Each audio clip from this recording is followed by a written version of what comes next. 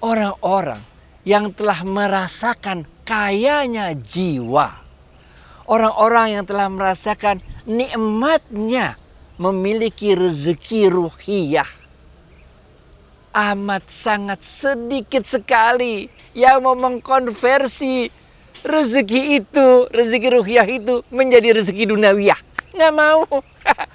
Karena orang-orang yang udah merasakan dahsyatnya rezeki ruhiyah itu, merasakan dunia itu nggak ada apa-apanya. Nggak ada apa-apanya.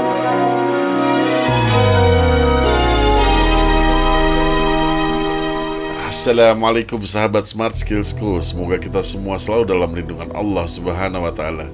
Nah, ini Ustadz kita temukan sedang menikmati alam. Masya Allah. Assalamualaikum Ustadz, apa kabar? Assalamualaikum, waalaikumsalam. Keren banget, kabarnya sehat, berkah, bahagia, amin. Alhamdulillah, cakep bener ini daerahnya. Nah ini men, kita harus bisa mensyukuri, mengapresiasi kekayaan yang Allah titipkan pada kita. Kita kelola men sebaik-baiknya. Keren gak? Keren gak? Keren Ustadz. Nah Ustadz, seingat saya Ustadz pernah mau bicarain lagi masalah rezeki yang udah ditakar nggak bakal ketukar. Nah baru lagi nih, lebih dalam. Silakan Ustadz. Jadi waktu itu pernah kita bahas ya Fit ya, bahwa rezeki itu udah ditakar nggak bakal ketukar. Ya kan?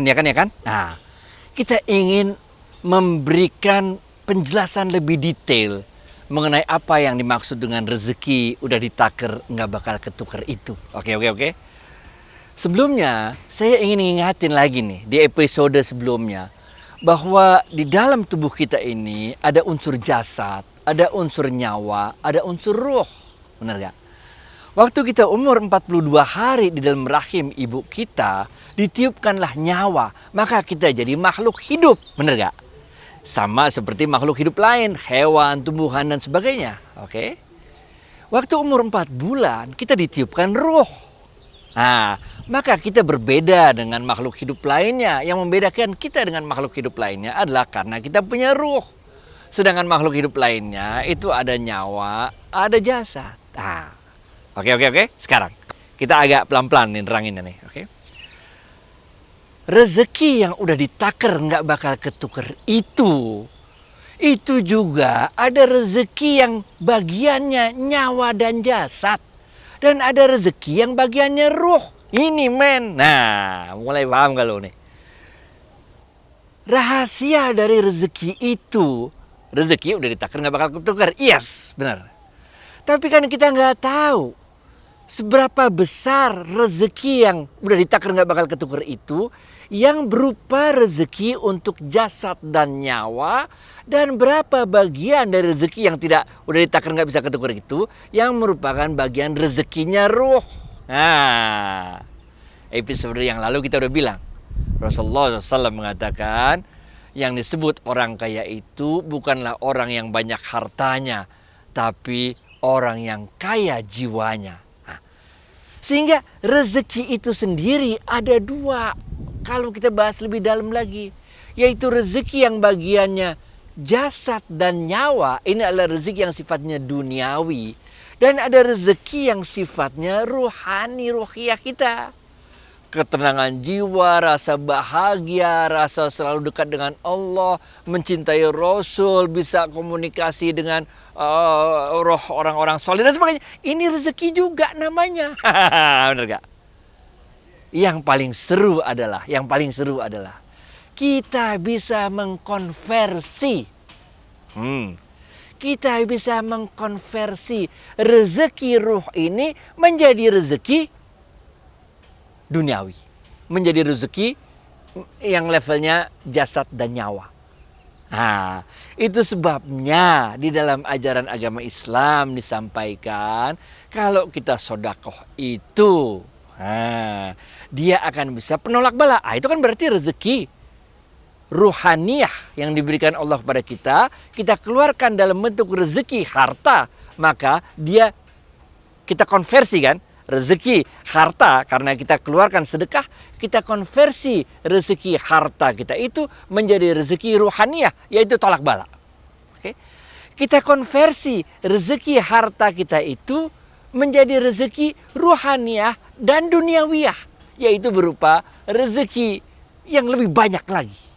Nah, ini.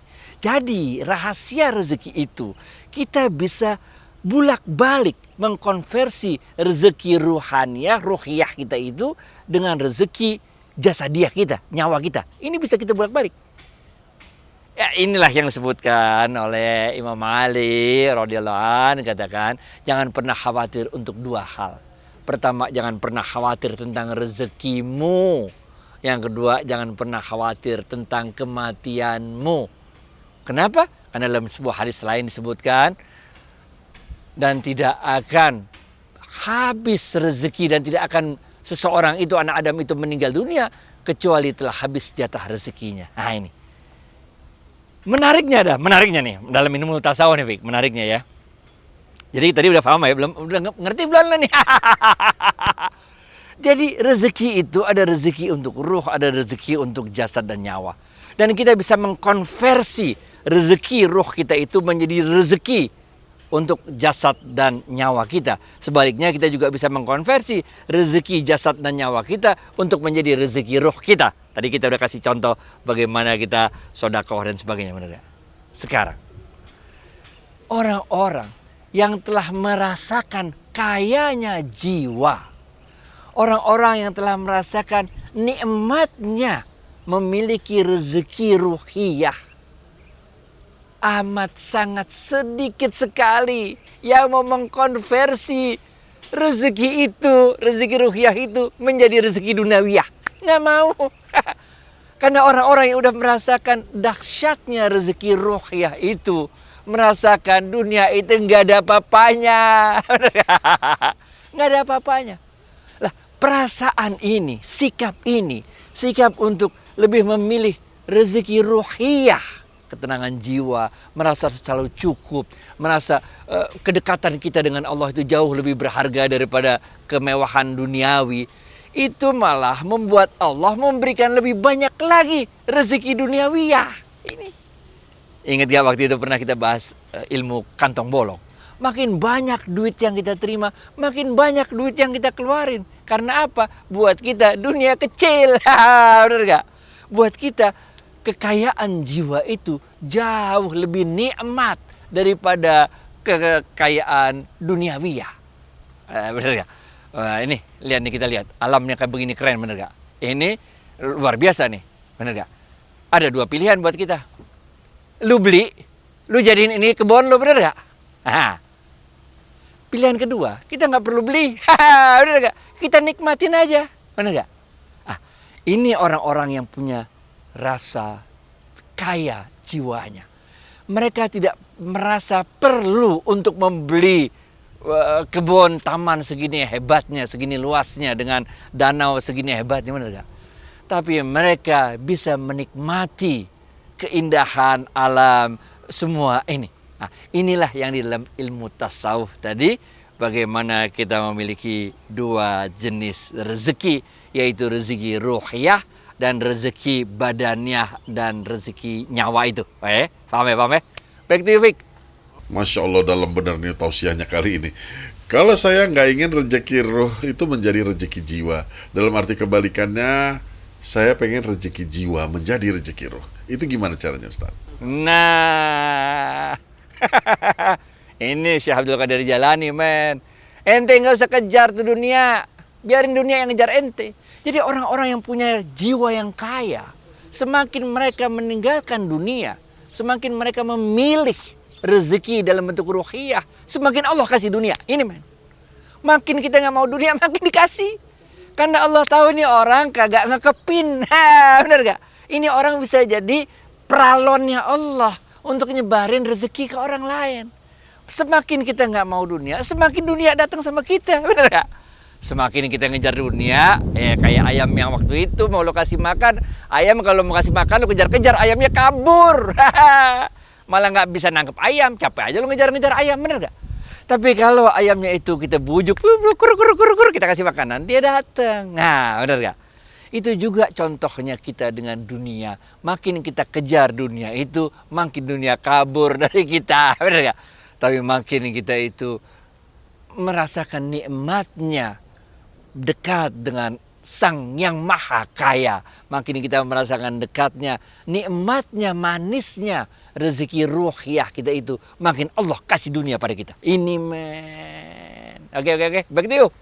Mantap Ustadz. Nah Ustadz, ada juga yang komen begini nih, emang agak sulit nih.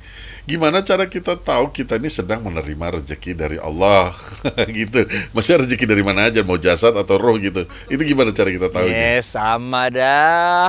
Ini kayak jasad kita. Kalau kita mau jadi, saya kan dulu pemain bola. Sekarang gowes, bener gak? Semua pakai latihan, men. Untuk jasad, untuk nyawa ada latihannya. Untuk roh juga ada latihannya. Kita harus train diri kita harus latih diri kita. Bener gak?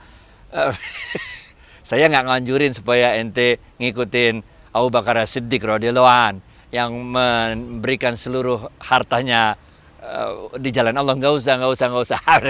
Tapi coba deh, menangkan perasaan, menangkan ruh kita setiap kali kita dapat rezeki dari Allah. Kita tahu semua orang punya kebutuhan, macam-macam lah kebutuhan, nggak ada titiknya. Setan ngasih tahu, bener gak? Mobil lo udah 3 tahun men, kudu ganti, bener gak? Rumah lo nih udah, TV-nya udah kelewat tua nih, lo ganti. Selalu ada kayak gitu. Tapi kalau kita selalu bisa memenangkan setiap rezeki yang kita terima itu, oke, kita keluarkan sebagiannya, terserah dah, mau 2,5%, mau berapa persen, 5%, 10%, 20% kalau kita pakai ilmu zakat ya rate-nya.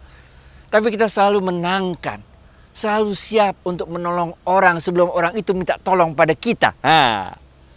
Nggak mesti dia minta tolong 5 juta, kita kasih 5 juta, nggak mesti.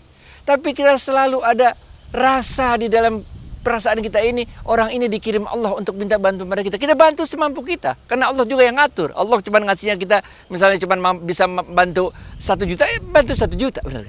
Ini kita harus latih. Harus kita latih. Kalau kita belum perlu duit sebanyak itu, titipin lagi sama Allah. Kan Allah yang ngatur ekosistem. Ekosistem atau apalah namanya, bener gak? Udahlah, pokoknya, bener gak? Serahin sama Allah. Hidup kita yang ngatur Allah. Yang buat kita lahir Allah. Yang buat mati kita Allah. Yang buat dampingin kita jalan juga Allah. Bener gak? Masya Allah, mantap Ustadz. Aduh, terima kasih atas waktunya. Semoga kita bisa ketemu lagi di lain waktu, minggu depan insya Allah. Terima kasih. Assalamualaikum warahmatullahi wabarakatuh. Waalaikumsalam warahmatullahi wabarakatuh.